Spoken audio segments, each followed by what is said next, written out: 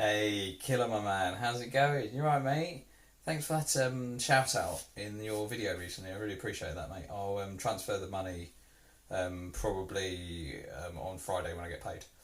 Um, anyway, I just thought I'd bounce an idea off you if I can, because I'm thinking about filming a video. I want to do something that's like really topical, really on point, and really ahead of the game.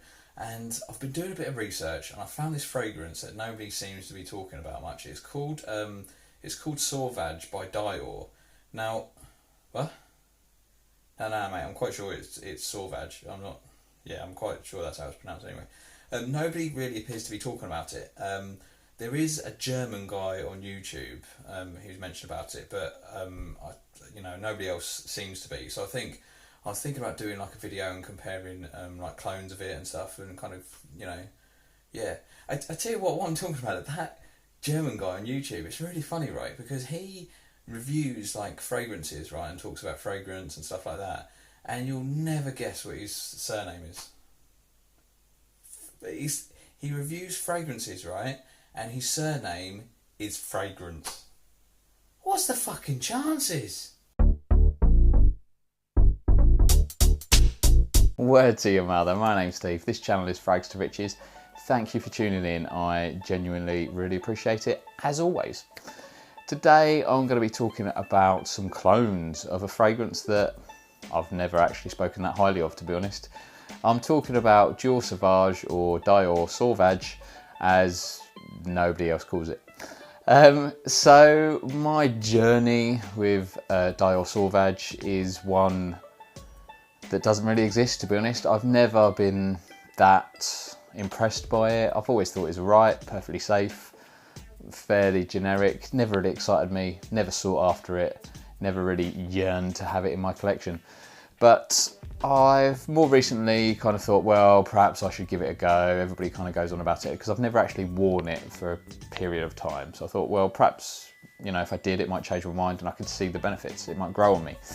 So I thought, I'm not paying full whack, fuck that. I'm gonna get a clone, but I wanna get the best one. Now, I didn't bother with perfume parlour for a change, because sometimes you don't always want perfume parlour generic bottles. I wanted something that was, kind of nice in itself, and had a nice bottle and a better presentation, etc. So I thought there's a few around. So today I'm going to talk to you about 3 different Dior Sauvage clones that I've tried over the last week, and kind of give you my thoughts and feelings on each, and tell you how they compare and which one I'm going to stick with and which ones I would recommend. So for these clones, what I've done, each day I wore the original Dior Sauvage EDT on this arm and the clone on this arm. And then at the end of the 3 days, I then wore my 2 favourites on each arm for a 4th day, just to see how they compare and just to confirm which was my favourite. So the first one I tried is Writer for Men by Cyrus. Now, I can tell you this is really well presented. The box, probably not going to be in the focus line, but is really nice. It's got a lovely texture to it, really nice quality. And it's the same situation with the bottle. You can see that they've clearly copied the Dior Sauvage bottle, but they've done a really good job of it. It's really weighty, and it's even got a magnetic cap. I mean, what more do you fucking want? This costs about £20 on eBay for 100ml. So straight away I was excited by the prospect of this one. And when I sprayed it, again, I was impressed. It smells good. Straight off the bat, I've got a few of these Dior Sauvage samples, because as I said, I don't own the bottle on this arm. And straight away, it smelled good. And if you were wearing it in isolation, probably nobody would batter an eyelid. But you can tell the difference. It's quite subtle, but I would say Cyrus Writer is a bit softer. It's not got the same pop to it. It's a little bit softer, and it feels a little bit, that softness almost allows it to be a little bit smoother, but it's a little bit more gentle, a bit more sophisticated.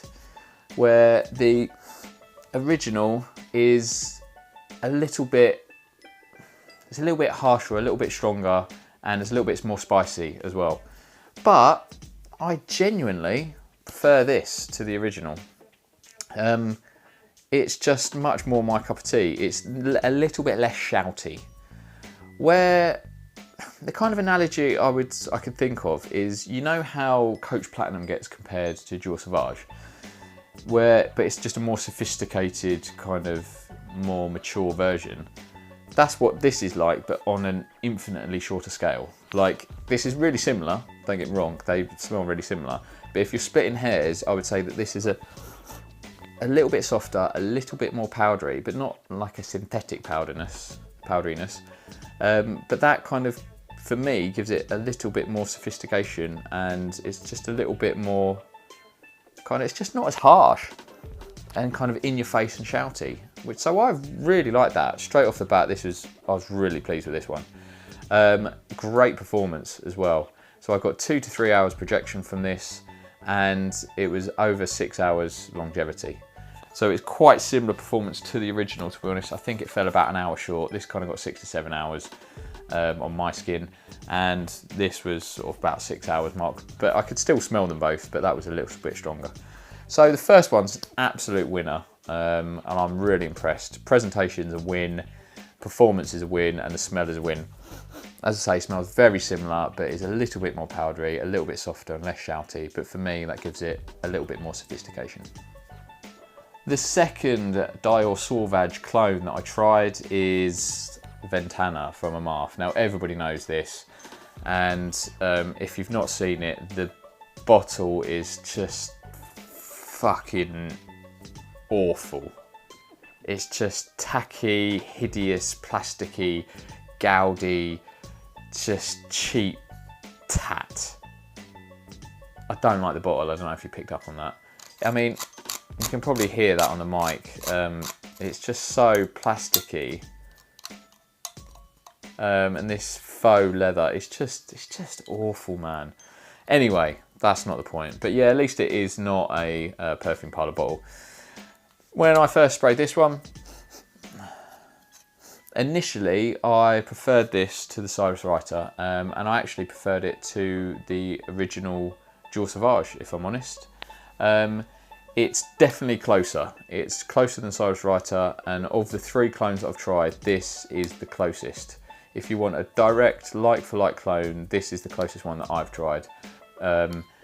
It smells a little bit fruitier in the opening, almost a little bit fresher, and not quite as spicy. But after an hour or so, it dries down to be really similar, really similar. And the only issue I got with this is performance. I know some people got good performance from this. I didn't. My performance from this was pretty poor, to be honest. I got about an hour's projection and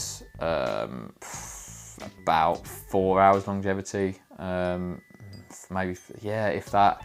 Not good, unfortunately. I don't know if they've reformulated it or it's just my skin chemistry, but not good for this. You can get this for about £22. I think this is actually an EDP concentration.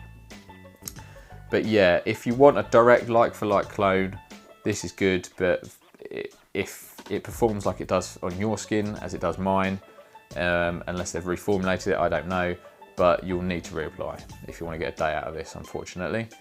So yeah, but again, still a good option for about 20 to 25 pounds, 22 pounds, that sort of touch. The third and final Dior Sauvage clone that I tried is a sample that I managed to get hold of, and it is Shatterer or Chatler, however you want to pronounce it. It's a Survive, and this you can get on eBay for about 10 or 12 pounds. And again, if you were wearing this in isolation, I don't think anybody would probably, not think it was Dior Sauvage, but it's definitely more synthetic and it is a little bit harsher.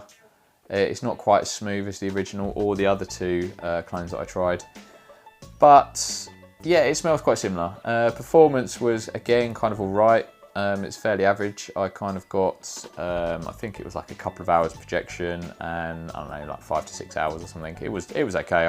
If I'm honest, this one didn't excite me too much because it was just not as pleasant as the other two. So I sort of wrote it off fairly early on, if I'm honest. But if you are a piss poor student and you can't afford a £20 clone, then this for £10 or £12 is pretty good. But then, to be honest, you might as well get the perfume parlour version. I've not worn that for the full day's test, but I have tried it. I've done my previous video, you might have seen, we did some tests, doing some blind tests, and it was really close to the perfume parlour version. So yeah, if you're that piss poor, I would say don't bother with this, get the perfume parlour version, but that's just me. So just to finalise then, what do I think? On the final day of the test, I wore these two on each arm side by side, and kind of, as I've previously said, this one's kind of a bit fresher, a bit more of a pop to it. This one's a little bit more powdery, but kind of a bit smoother and less shouty. But this one outperformed Ventana by a grand mile. So for me, the clear winner was Cyrus Writer. For about £20, you get a great presentation and a really nice smelling fragrance, which I personally prefer to the original because it's not quite as shouty. But did wearing Dior Sauvage for sort of 4 or 5 days straight change my mind? No, it didn't. I've not been converted. I still much prefer Bleu de Chanel, if I'm honest, if I'm looking for a blue type fragrance. To me, Bleu de Chanel is the fragrance that you would wear during the wedding ceremony, and Dior Sauvage is the fragrance that you'd wear at the wedding after party, on the dance floor, with your tie around your head, shouting and screaming, and just singing, living on a prayer. It's just a lot more shouty and just not as sophisticated to me. It's all opinions, and I'm sure people will disagree, but that's my opinion. I will be keeping this in my collection, and it will get the odd wear, but yeah, Bleu de Chanel is always going to get picked over this, if I'm honest. So that's it. Thank you for watching. Hopefully this video helped you, or in some way, if you're looking for the best Dior Sauvage clone. If you did enjoy it, please click like, subscribe, and all that jazz. And yeah, I will see you for the next one. Much love.